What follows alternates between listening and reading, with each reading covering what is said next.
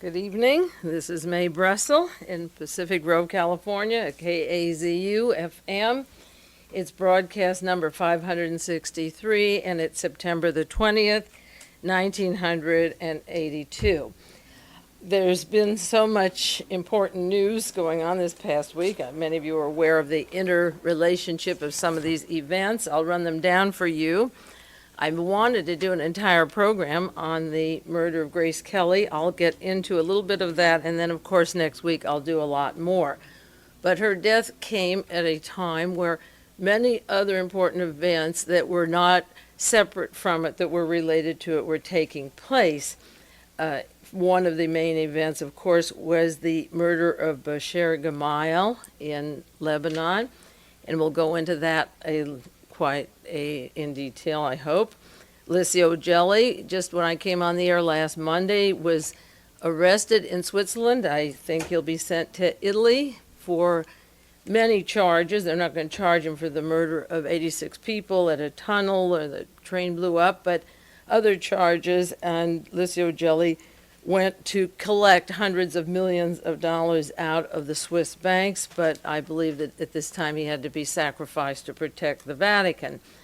Fernand Marcos was in the White House being entertained by Ronald Reagan, another one of his dictators. There was a cartoon in the paper this morning of Marcos laughing at Ronald Reagan, saying, "Oh, I'm a voice of reason." And it's a picture of him eating a bowl of rice or spaghetti, and they're actually people that he's eating.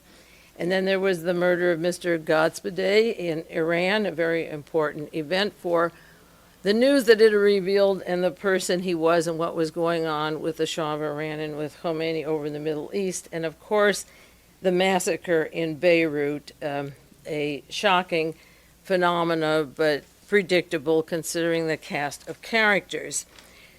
Ernest Hemingway in Farewell to Arms had a quotation where he stated, "If people bring so much courage to the world has to kill them to break them. Of course it kills them. The world breaks everyone, and afterwards many are strong at the broken places.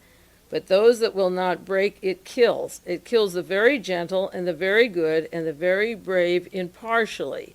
And if you are none of these, you can be sure it will kill you too, but there will be no special hurry." Well, this quotation of Farewell to Arms was written, it pertained to the Spanish Civil War and the era from World War I, World War II, up to the present day, has been one of continuously killing people, voices of opposition against fascism, Nazism, oppression, the civil rights movement, and so forth. You have an A to Z of people, hundreds of people, thousands of them that have been murdered. But the phenomena that's taking place now, when I mention these particular characters, is that they who have killed are killing each other off. They have emptied the banks of Europe. They did it after World War II and took counterfeit money, stocks, gold, art treasures. They killed presidents, candidates for president, senators, musicians, people from various cultures in other countries, people that would be presidents, people for experimentation, such as Jonestown. And now the power structure, because the banks are collapsing, because they're looking for the missing hundreds of billions of dollars, the power structure is forced to deal with the people involved in many of the murders, single or mass murders. And when they go to scratch the banks, because that's where it hurts the most, the manipulation of the international, national, local banks, when you go looking for the money, you get the killers. And therefore, what you're seeing in the headlines now are the killers killing each other. The quotation of Hemingway is not as important now as what is taking place, the phenomena, and in the newspapers today. Now, since July, since the former president of Lockheed was murdered in Pennsylvania, I have done a continuous series, and even earlier, of the play on words called High Society, because Grace Kelly and Frank Sinatra and William Holden and the entourage around them, even if you pass her off to Prince Rainier, she is and was not society, and neither are they. The misnomer of the last movie she made before she became the head of Monaco, was so outrageous that I used the term. And I mentioned several people on past broadcasts. The title of the sheets, particularly there's one July 19th on this station. It was tape number 554 on the murder in Pennsylvania, the Lockheed connections, and Mr. Khashoggi, his connections to Lockheed and the CIA, and to William Holden. William Holden was a close friend of Princess Grace, and her daughter was married to Philip Junot, who worked for Khashoggi as a representative, so he had one foot in that palace. I talked about Edwin Wilson being arrested and his arms merchant Samuel Cummings in London with his headquarters in Monte Carlo. Those were the headquarters of Zaharoff. And what you have in Monte Carlo is a combination of deposed monarchy, the organized crime syndicate, the ships of Aristotle Onassis, the oil dealers trading oil and bringing back hashish and opium and narcotics to spread around the world. You have the deposed monarchy. So in Monte Carlo, you have the monarchies, the munition people, the organized crime, the would-be kings and queens, the weapons by which they hope to get back on the throne, the drug dealing, the international drug dealing. And it's a combination of forces there that can't bring much good to anybody. And if somebody like Grace, who I refer to as a gopher or a bagwoman, she touches all the bases from the Philadelphia CIA to the monarchies, traveling around to the Hollywood clique, to the casino table. She's a pivotal female. And when the ship begins to sink, I would have guessed, as I suggested last July 19th, that she would be caught in the web. There was a quotation in the paper this week about Monte Carlo and Princess Grace in the Monterey Herald. It was an AP story. It said she quickly lent a new air to the tiny Mediterranean enclave that Somerset Maugham described as a sunny place of shady people. Well, when you are dealing with pretenders to fallen thrones in exile and assorted nobility, and the likes of Aristotle Onassis and the gang that surrounded Monaco and Princess Grace, and when, as I say, the pieces, the raw nerves of these intrigues get collected in the multinational banks that fold with the scandals going on, it has to sweep somebody like this into the web. And that's why this last July 19th, if you have the printed sheet that accompanies this broadcast or the tapes, you'll see I have Princess Grace's name on there and Monaco, with pretending a situation I could see where she was going to have to resign, and I would say that the Queen of England soon will step down also because of the same circumstances and scandals surrounding her. Before I get on to the other subjects, for light reading, I was reading a book by John Steinbeck, a marvelous book called The Short Reign of Pippin IV. Now, this book was written in 1957, before Jacqueline Onassis was playing monarchy in the White House, before Richard Nixon had his funny guards that were supposed to look like the monarchy, before Nancy Reagan was dressed up in her diamonds and pretending, to be the future queen with Ronnie, the actor. John Steinbeck wrote this in 1957, and there were a few pages that describe the situation of these people, these so-called rulers, because again, Mr. Gospoday, if he were to rule Iran, or Mr. Gemayel, or Ferdinand Marcos, or Ronald Reagan, or Princess Grace, they are creations of the Central Intelligence Agency. There's no royalty in them. There's no royal blood in them. They want to assume the position of world leaders, and their hands are dripping with blood. If they weren't involved, they covered it up. And the price of getting their position is so tremendous, and they play this game. And in The Short Reign of Pippin IV, Steinbeck wrote about a particular gentleman in France who, interestingly, was selected to be the future king. They had elections. They decided they'll put a monarchy back on the throne. And he lived in a house of the Knights of St. John. That's interesting because of the ingredients of the military order of Malta that is spread through our intelligence community from the Vatican, and the Sovereign Military Order of Jerusalem in Pennsylvania, and the heads of our CIA and Defense Department who are knighted into these services of the Vatican. So a Mr. Pippin Amulf Herresthal is chosen and his family as the future monarchy, and they decide that it would be good for the restaurant business, for the hotel association, Steinbeck said, because people loved royalty and there'd be a lot of tourism. And as I mentioned last week, Permindex was set up just about the time he was writing this in 1957. He wrote this in 1960-61. Permindex was a cover for the assassination teams under the hotel organizations around the world. And Steinbeck talked about the royalists of France, or for that matter, any country, he said, that enjoyed playing the role of gallantry of aristocracy, and how the United States really secretly loved royalty, and that they would start giving loans and money, and Congress would give money to the Lafayette Fund, that we'd have reasons to fund the monarchy because we really loved it so much, and Steinbeck made fun of that. He said, what would the American government think of the change? Would the American State Department be likely to continue to recommend the same financial aid to a kingdom as they would the Republic of France? And the answer, he says, is it's the nature of American foreign policy to distrust liberal governments and strongly favor the authoritarian, such as Venezuela, Portugal, Saudi Arabia, Transjordan, Egypt, Spain, and Monaco, for example. So he said when the Americans know that we have a monarchy, they will have a subsidy and they'll give us funds to fight communism, and there'll be a Lafayette Fund for the school children to refurbish Versailles as soon as America finds out France has a monarchy. And then he tells about the problem of the crowns, and they'll go to Van Cleef and Arpels and Harry Winston.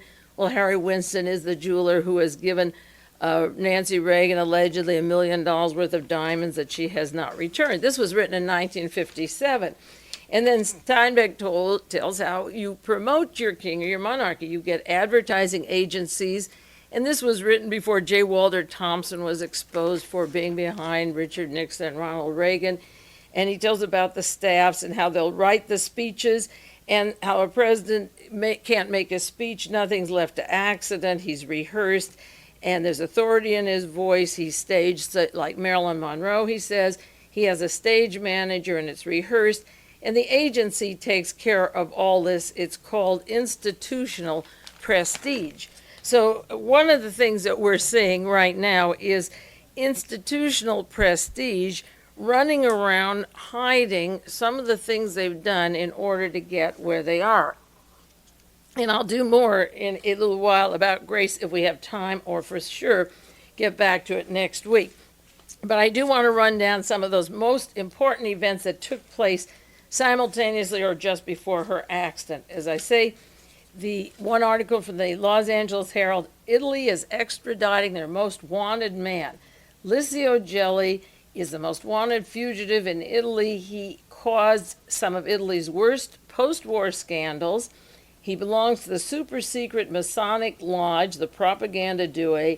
He's called the Grand Puppeteer by the Italian press. He's wanted for political espionage, criminal association, extortion, and fraud. Well, if he is the Grand Puppeteer, who puts him on top and who orders him? I would make an educated guess based on my research that it is IG Farben. It is the lay organization of the church, the Opus Dei, and the meshing of these organizations that gives Lucio Gelli the ability to be a dual citizen in Argentina, in Italy, to fund the Peruvian government, to fund the Argentine government, to fight Great Britain and eventually the United States. Even though he was at the inauguration of Ronald Reagan and gave money to the presidency of Ronald Reagan, he is still wanted for espionage, criminal association, extortion, and fraud. And they also want him for they're going to question him on the murder of people blown up at Bologna last year, which goes into our military, Alexander Haig, NATO, and the CIA, and the so-called terrorism that they tried to blame on the left. Now, Mr. Ghozbadeh got the death penalty this week. He was shot in Iran. He confessed to the plans to remove Mr. Khomeini and to assassinate the leaders. When I was talking about assassinating individuals, killing leaders, I've been on the air 12 years. When I was first doing this, it sounded so horrendous and far-fetched that it was really hard for many people to understand. But now you read it in your papers every day, and it becomes a very matter-of-fact thing. And this morning, Hamilton Jordan was on the TV. Maybe you saw him. He has sections of his new book, reprints. It's called Crisis to Crisis. I believe that's the title of it. It's in Newsweek this week. And he tells how he secretly disguised by the CIA met Mr. Gospodet, and they said, if you want the hostages out, all you have to do is kill the Shah of Iran. And that would be easy. He says, give him some of those CIA injections and make it look like a natural death. Well, you see, Hamilton Jordan knows the CIA makes things look like natural deaths. Even someone like Grace, who can have a collarbone broken or broken leg, and the husband and the priest are with her, and she's fine, and they go home, and all of a sudden she's gone. I'm not saying exactly how it happened. You simultaneously can't have a stroke and the brakes go out. It's impossible. I don't know what the odds are, mathematical chances of that happening simultaneously, or having a man at the exact spot when the car goes over those hills between France and Monte Carlo. Take those three combinations and then destroy the car in France where the accident took place, can't look at the brakes, and Monaco won't let them look at the brakes. So you get a simultaneous person on the spot, a stroke, and a brake goes out, okay? I don't believe it happened that way. In the first reports, she seemed to be all right. I don't believe it happened that way. But getting back to what they can do, Hamilton Jordan says they suggest him try one of those natural deaths. So there it is on the front page of your papers today, and it'll be in his book. And then a doctor in Panama was offered $1 million to kill the Shah on surgery or while he was sick there. The fact they didn't die in Panama, they died in Egypt 3 weeks later, doesn't mean he didn't have something that would make him die 3 weeks later, or that someone in Panama didn't do it. The point is that it's very open now. It's in books, it's in talk shows, it's in the radio, how they do it. If you want to know how you get an apparent heart attack or an apparent stroke with no autopsy, and you cremate them immediately, just as, say, Nelson Rockefeller, telephonically, the doctors at La Costa in California, Dr. Bodden from the CIA and Nelson Rockefeller dies, and on the phone they say cremate him right away from an apparent heart attack. Well, that's the way you get rid of people that stand in the way of a man who wants to be president, and that's the way you manipulate a former ally that you put in office. Now, Hamilton Jordan is writing about an experience with Gospodet. Gospodet is dead. The Shah is dead. The characters move on, but the techniques remain the same, and the people out there are still innocent or stupid in the way the system works. And what I try to expose are some of the scandals that are going on and the monarchies that are entertained in our White House. There should be a halt to people like Mr. Pinochet, the president of Argentina, of South Korea, Ferdinand Marcos. Wherever we put martial law in, wherever the people are killed and tortured, they shouldn't get these royal receptions in the White House as if they were distinguished potentates. That should be reserved for people who earn that honor. How many times can the White House be tainted with people who killed the person just preceding them and then took the throne? We know the history of monarchies, and the history of the world is a continuous series of events like this. But what role models do we have to pass on to our children, or to our history books, or to ourselves? I mean, who do you look up to and who do you respect? Now, this massacre that took place in Lebanon was a horrible thing. There was one article in the San Francisco Examiner, UPI story. It was a hellish sight like Jonestown. Well, Jonestown was a Christian church killing Christians. There's 130 people out there, according to Senate testimony, that shot people in the legs and back, or injected them in the back, that killed over 900 American citizens. And there was no outrage. Jimmy Carter said, let's not overreact. So instead of 900, there's 1,200 women and children in Lebanon. But if you allow Jonestown to happen, then it's Lebanon, and then pretty soon it's going to be your home and your town, and you're not going to have anything to argue, because You've sat and watched this terrible sight. The newspaper pictures of the refugee camp are horrible. But where is the innocence of the American people? We sold the guns to the PLO through Mr. Wilson and Turple and Mr. Carlos, who's still over in Beirut. We sell the guns to Mr. Jamal. That's good money for America.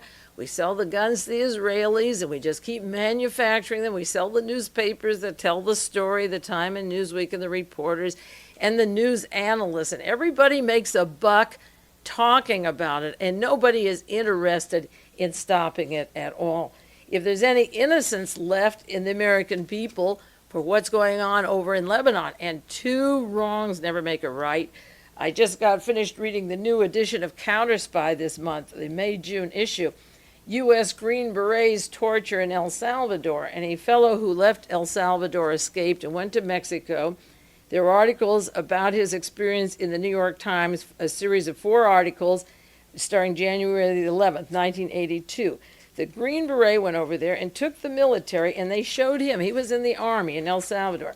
They took people, and they took a woman, they raped her, they pulled the hair out of her scalp, they put rods and so forth into her genitals. These were lessons of men from Fort Bragg in North Carolina. They pulled out fingernails, they broke elbows, gouged out the eyes of the men and women, sliced the skin around the chest and arms and legs, took the hair and skin off the scalp, threw gasoline on one man and burned him, took another one and threw them out of an airplane.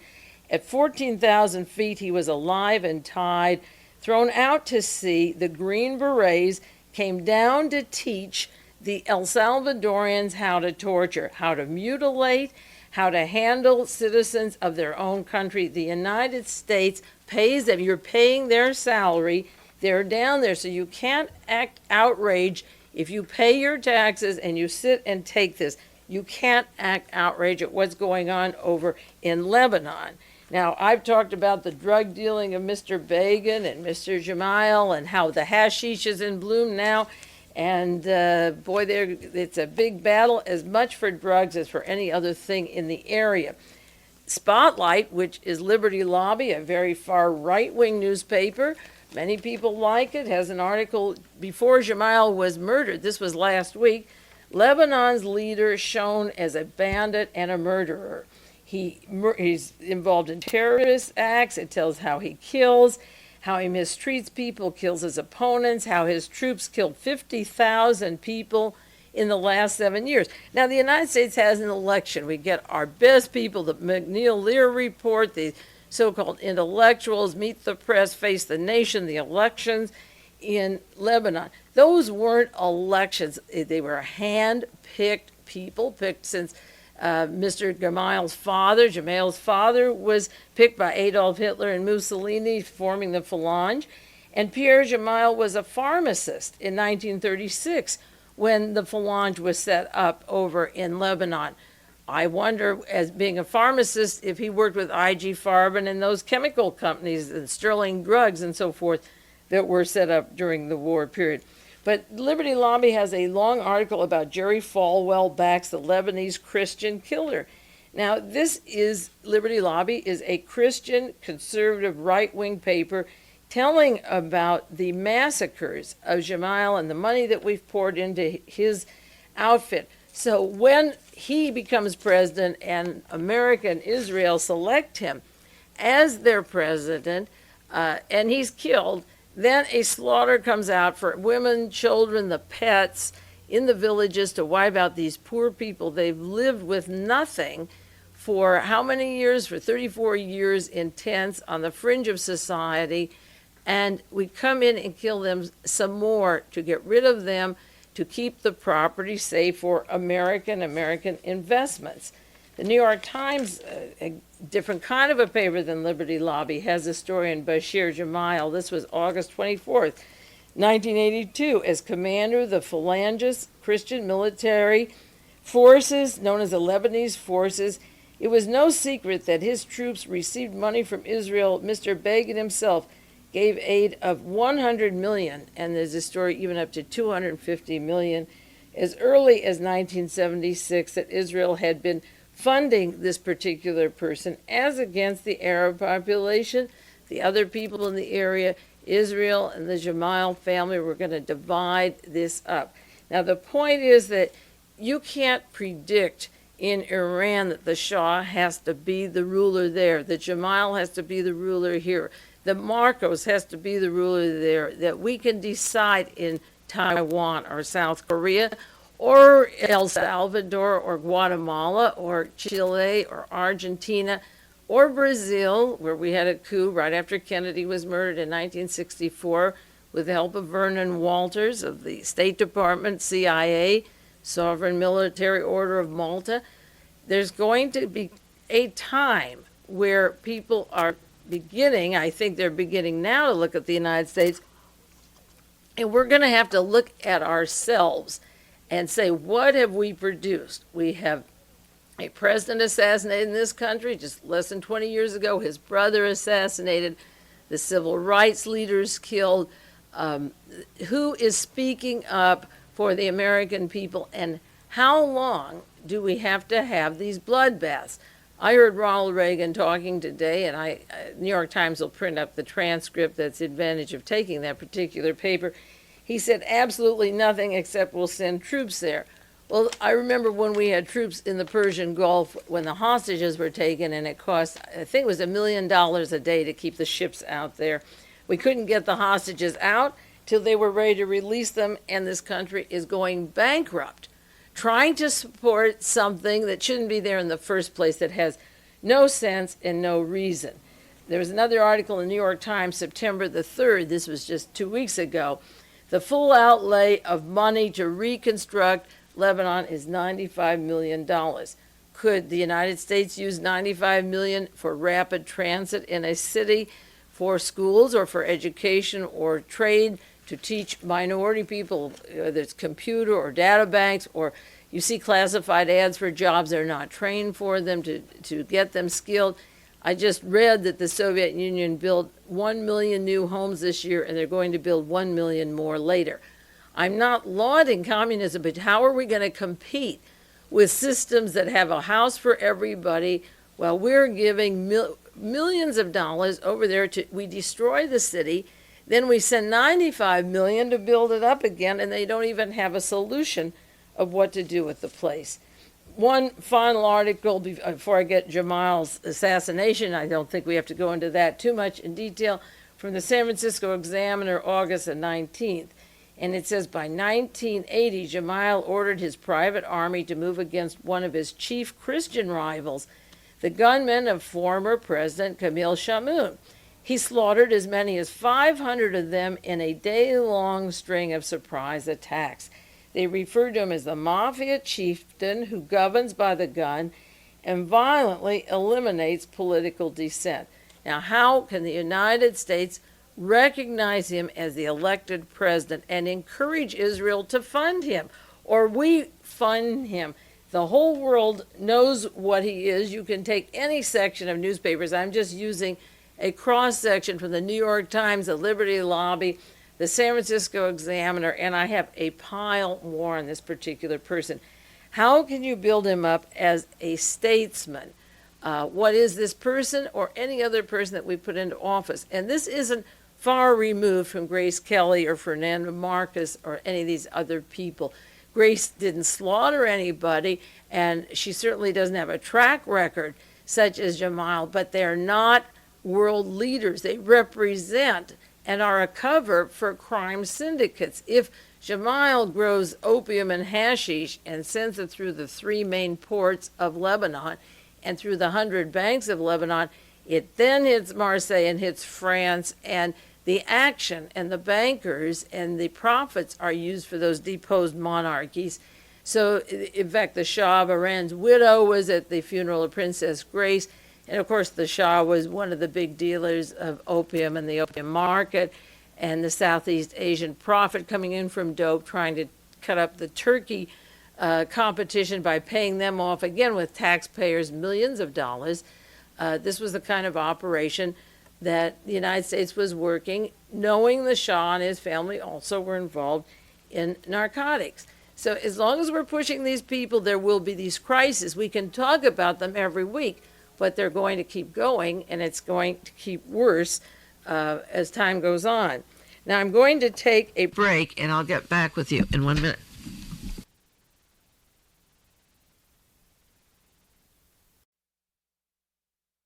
I'm going to begin side 2 of this broadcast. And as I say, I hope I get to Grace Kelly. This is tape number 563, September 20th, 1982. Starting in 2 weeks from now, October the 4th, the broadcast is going to be from 8 to 9 in the evening. It's not going to be 7:30 to 8:30. So in case you miss a program next week, keep it, mark your calendar, put a note around the house or all over the house, and call your friends. And make a note, we will be on the air. I will be on, Mae Brussell, from 8 to 9 on this program instead of 7:30 to 8:30. That may even be easier for some of you who listen. That hour may be easier than the half hour. Well, Jamal was assassinated. Nobody yet has claimed responsibility, but I'm sure that the kind of person he was brought that death upon him and upon his family, and it will continue to happen if his brother becomes president until there's somebody in there who represents all of the people. There will be a bloodbath in that area. It isn't possible to satisfy everybody, but you can try to get closer and not have somebody with such a track record of violence. Incidentally, Jamal has relatives in Houston, Texas. And there's an article in the Houston Post. He has a cousin there, and they spell their name differently. They spell it Jamail. And the cousin, Joe Jamil, is an attorney. And he said that he told his cousin over in Lebanon to change his name so that he wouldn't be associated with the past family, that he should have changed the spelling, and then he would have disguised himself. I doubt if that would have worked. If your brothers and you are controlling the banks and the narcotics and the army and the hit teams, it doesn't matter how you spell your name, you still have a little bit of blood dripping around. Incidentally, the man who instigated the raid against Lebanon, June the 6th, resigned this week just before the massacre. Major General Yitzhak Hofi, Hofi, resigned after 8 years as head of Israel's Mossad. And again, where does a man, the head of the Mossad, come from?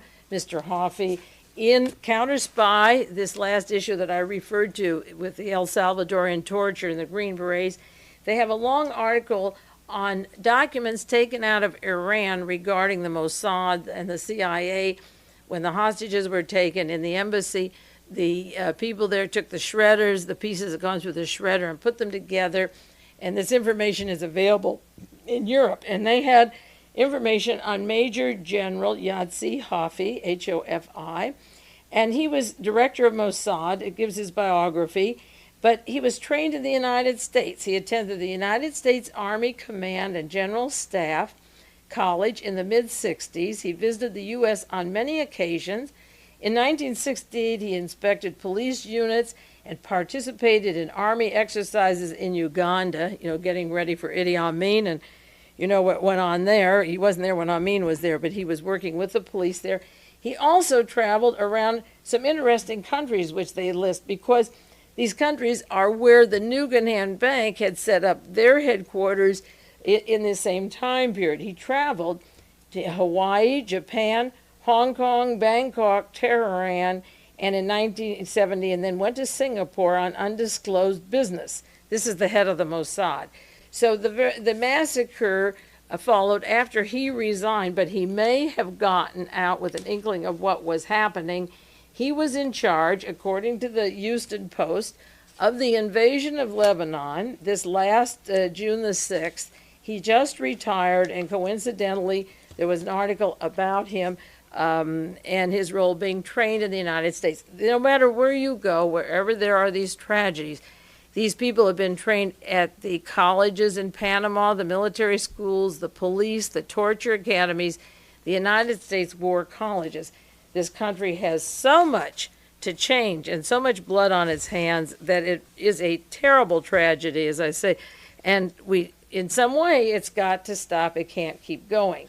Now, there's one source of activity, a Pope John Paul II, who should again be the inspirational leader for the largest religious group in the world. But he came in at a time when the headlines in Italy were saying that John Paul I was murdered, poisoned, the 30-day Pope. He took the name John Paul II. This week he was smiling with Arafat. They were kissing hands, and he welcomed him to the Vatican. Why would he do this at a time that is so volatile? The Vatican has never recognized Israel when Israel was a country that wanted peace and not war. They were never recognized. The Vatican has always recognized the PLO, and now they were physically entertaining Arafat at a time when Jamal was dead that same day, and incidentally, when Sadat was murdered by Mubarak and the CIA in Egypt, Arafat was entertained in Japan. That was his first royal visit as a head of state, as a dignitary. Full accord was in Japan, so that when one person who recognized Israel was murdered, Sadat, Arafat was in Japan. Now Jamal was hesitating and working with Begin on the recognition of Israel. When he was murdered, Arafat was at the Vatican. Simultaneously, in the newspaper this week, while he was being entertained, there was an article by one of the warriors of the PLO security chief. He uses his name. His name is Salah Khalaf. He is on the air all the time, and he has two names. He uses the Voice of Palestine radio. He's also Abu Ivad, and he was vowing that there would be an unmerciless underground war against Israel. He reputedly was the mastermind of the massacre of the 11 Israeli athletes. Carlos, who was behind that, working with the CIA and with Wilson and Turpel and Korkala. Carlos was supposed to be in Lebanon this last week, and one of the masterminds who's still on the radio was vowing that they would rub Israel in the ground and they would never be recognized as a state. And he was on the air at the same time that Arafat was kissing the Pope. Now, some Jewish organizations began to respond very childishly, accusing the Pope of the Vatican at the time of World War II of being not sympathetic to the Jews. The main point is not what was going on with the Vatican during World War II, because this Pope wasn't even a priest. He was working for I.G. Farben, for Solvay Chemical at Auschwitz.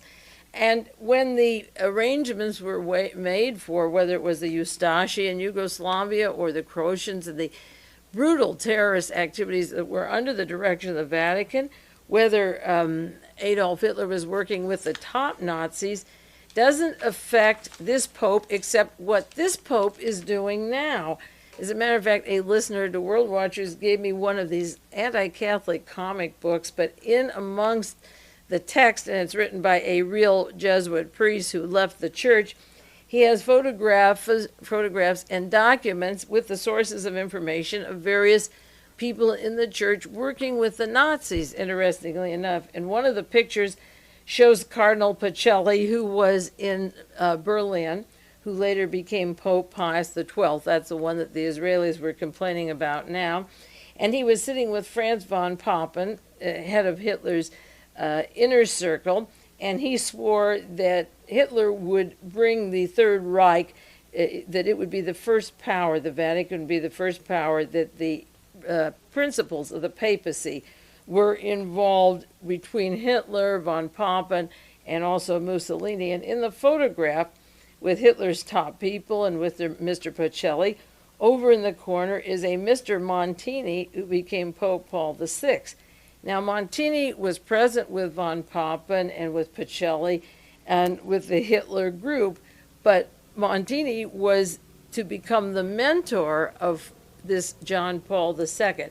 And if you want to understand his vow, say, to help people wipe Israel to the ground, to kill the Jews, he had a taste of it again as a world leader at Auschwitz, working there while the exterminations were going on. The question isn't what was the Pope during this era.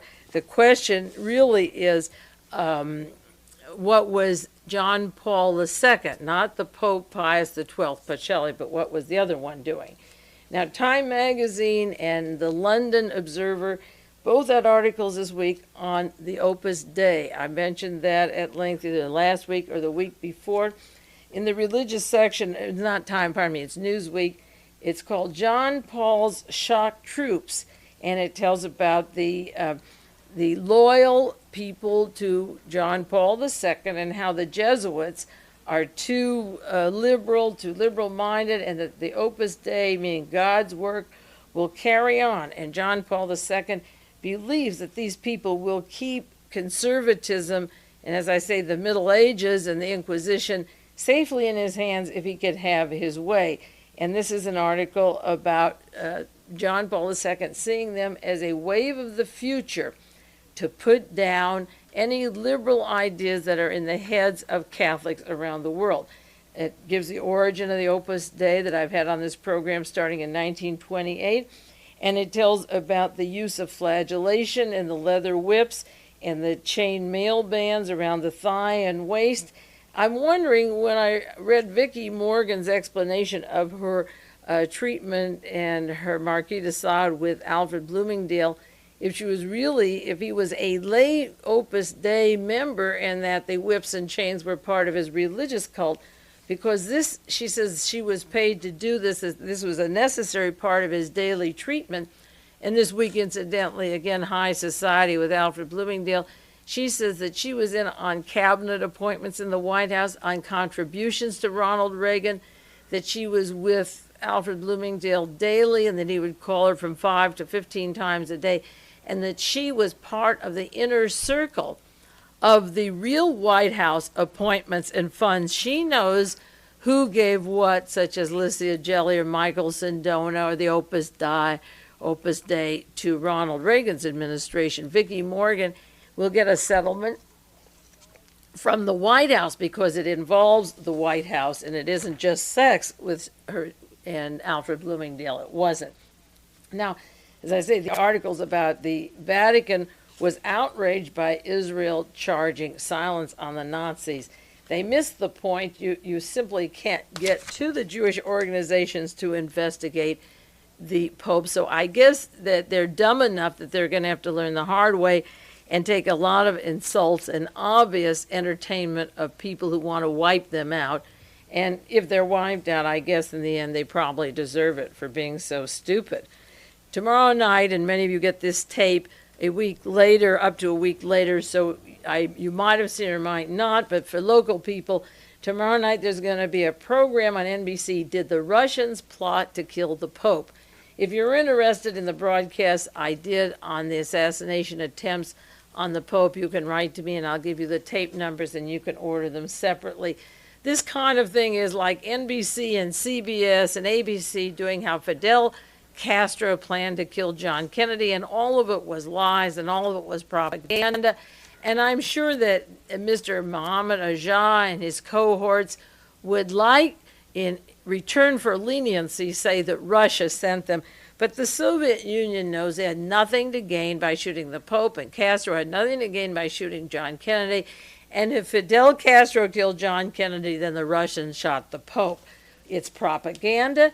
The system works. The television is also manipulated by corporations like IG Farben, multinational corporations, ITT, the sponsors, who put up this kind of crap. It is propaganda. It is bull. It is open lies. It is childish. It is non-productive. It is brainwashing. It is dangerous because they pervert everything that happened, whether it was the Manson family, the SLA, the Kennedy assassination. They're even going to reproduce the murder of Sadat. They said they're going to use doubles. Well, I think it would be hard to use Sadat, so I assume they would use doubles, but they're going to even have a television series. So for all time, when everything else is erased, your children and grandchildren can pull out tapes annually, semi-annually, and history will be packaged in these tapes that were nothing but lies, and there's not enough money or time to get to people to show them what is the difference between propaganda and all that crap. They'll go into the fact that he picked up a gun in Bulgaria, but they're not going to tell you where he was in Spain for several weeks, or how he lived in Frankfurt, Germany, or why he was linked to the Nazi group in Lebanon where he was trained, and that was the headquarters for Nazis as well as the PLO, if there's any difference. Incidentally, the Houston Post has an article, 2 more items on the Pope, and then I will do a little on Grace Kelly. The death of solidarity, Poland's Roman Catholic Church writes off the trade union. Finally, Houston Post, September the 11th, it says the Vatican has put $12 million into Lech Walesa. He was too soon. He wasn't a real leader.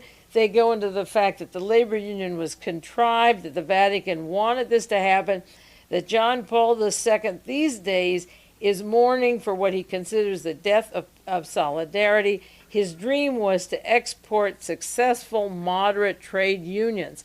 Well, the Soviet Union has another opinion, and again in the Houston Post, they say Polish Union chief accused the U.S. intelligence contacts that solidarity people met in Rome, met in London, met in Washington. Millions of dollars were poured through the AFL-CIO, and there will be trials going on in Poland soon on this matter. When the solidarity came into existence, when the Russians clamped down on them, I did 1 or 2 broadcasts on Mr. Brown and Mr. Livingston, Jay Livingston, and the connections going back to Reinhard Gehlen, the Nazis, the AFL, the CIO, the phony money just to needle the Soviet Union. If the United States, if Western world had poured in, which they did, billions of dollars, like $22 billion into Poland, if they had started a shoe factory, if they had started a housing industry, if they had started sausages, anything that we could trade where we would buy from them and they would sell to us. We could buy Polish dresses or Polish potatoes or whatever they sell. The people would be better off. The money went down to Lech Walesa. It went into weapons, stockpiling of food. Walesa is not going to make it. He wasn't a leader. In fact, I never did put on the air his interview in Playboy magazine. He's such a hype. Again, he's a world leader, such as I've been mentioning, like Marcos and Godspede and Mubarak and Princess Grace. I shouldn't put her in that category, but we give her such a high title when she dies. And Frank Sinatra is saying she was born a queen. What would he know about a queen? I was just reading something of Westbrook Pegler, the far-right journalist. I didn't bring it to the station. I'll share it with you next week, maybe. 1960, linking Frank Sinatra to Lucky Luciano, to the syndicate, to people who were murdered, to carrying weapons, to knocking people down. Pegler was saying, is the Kennedy group going to acknowledge Frank Sinatra, Peter Lawford, and the Klan? Because Sinatra is so tainted with various organizations and organized crime and the syndicate. How can the Kennedys be associated with this? Well, with a little bit of publicity and the kind of public relations that John Steinbeck was talking about in the book on Pippin, they create a Frank Sinatra who asked to go in and out of the front door of the White House, and he gets it. He put on the largest social event for Princess Grace in Monaco for the Red Cross. It was the who's who of what's what of social life in Monaco. He didn't even go to the funeral. She gave him that prestige, in the palace with nobility, but he didn't even go. The London Times this last Sunday has an article, the Sunday Times, on the war against the mafia. It's titled, Will the Mafia Govern Forever? And in effect, it's saying that Italy is sick and tired of the mafia, but the United States uses them, that they're a business and they're anti-communist. And America has a policy of using organized crime even in our big cities. That's the price we pay, and that America isn't willing to give it up. And as long as it pours in to America from Southeast Asia, from the Middle East, from South America, as long as it's such a big industry for the mob bosses who pay the politicians to stay into power, If the presidents need the mob, and they all seem to need it, then the mob is here. And when we get sick and tired again of the murders and the crimes, which Italy's getting tired of, then it suggests that they'll do away with it, and that's what they decide they want to do.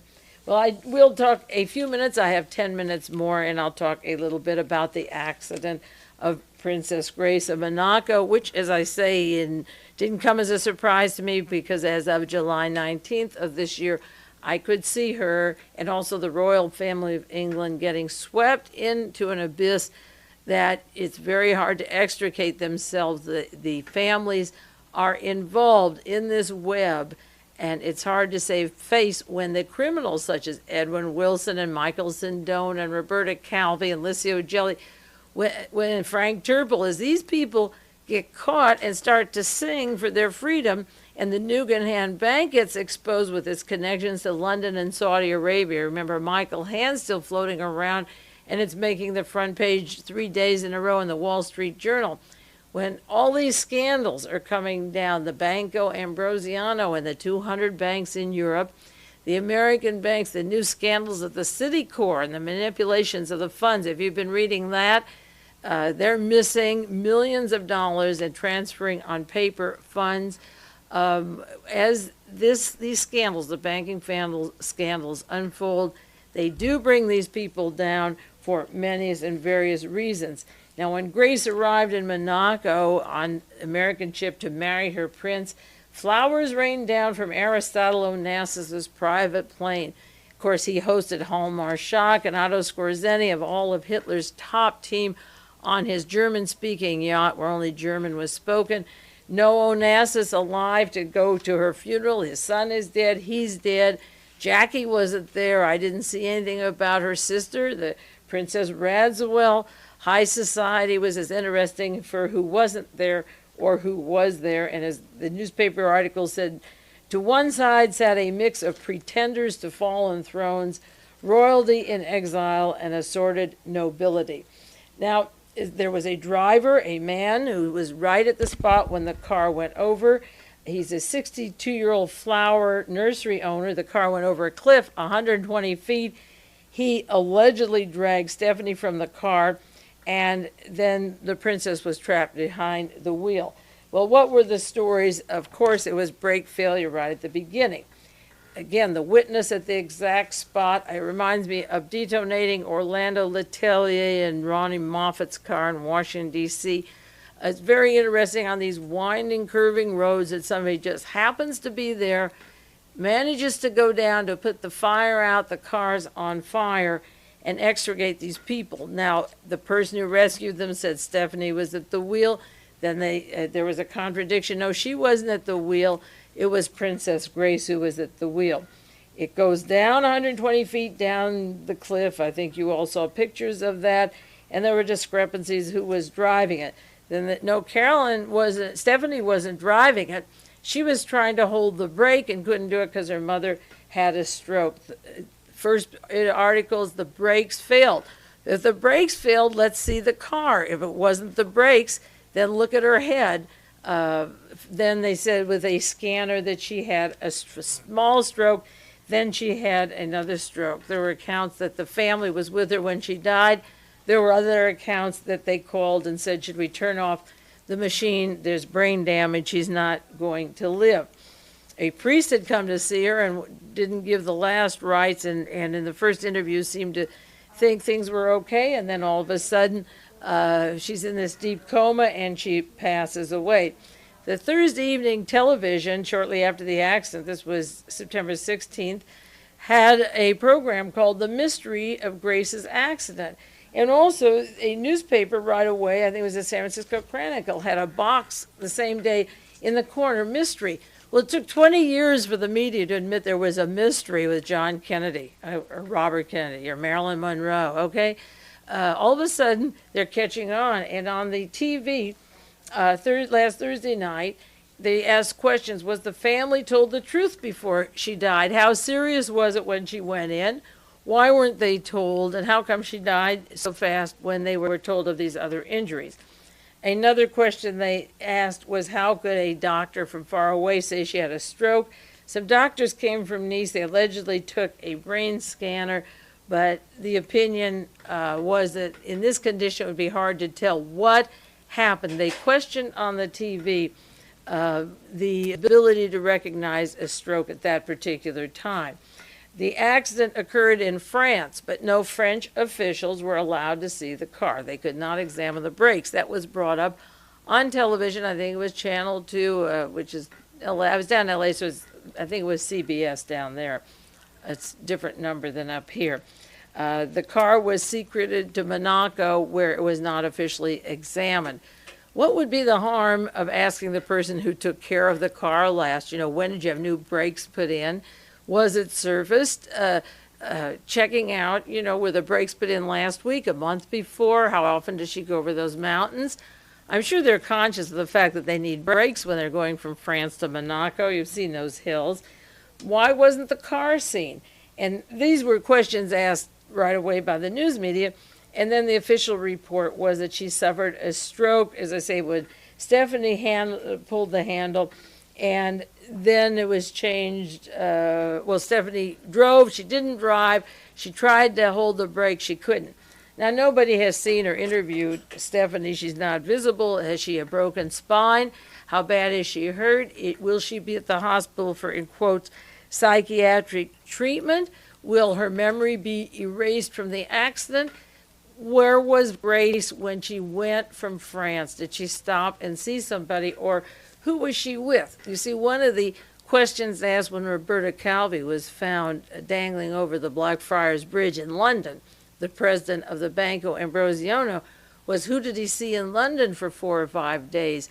And again, who was it that Princess Grace saw? Did she simply go to a summer home alone with Stephanie, and no problems or anxiety, no strange telephone calls, no messages, and then she just happened to have a stroke, which a woman her age can have?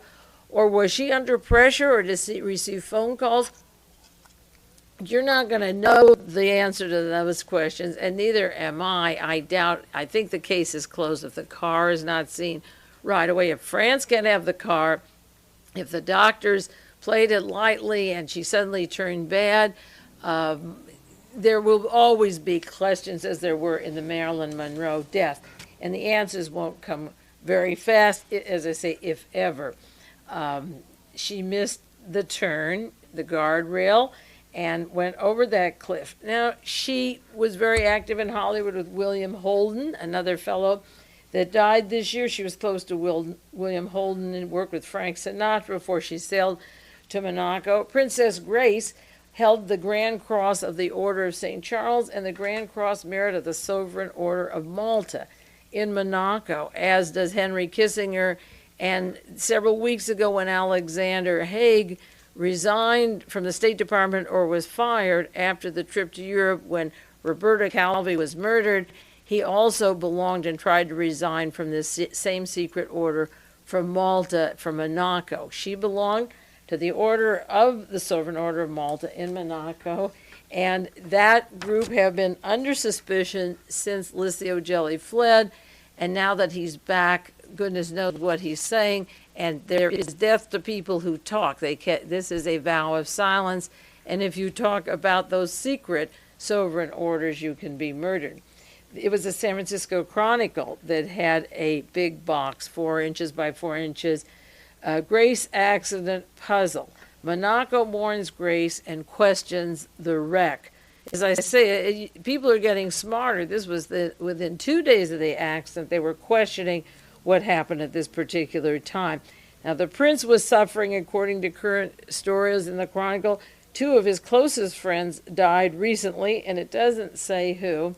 And Princess Grace was close to Ingrid Bergman, who passed away from cancer, but that really didn't have too much to do with the story.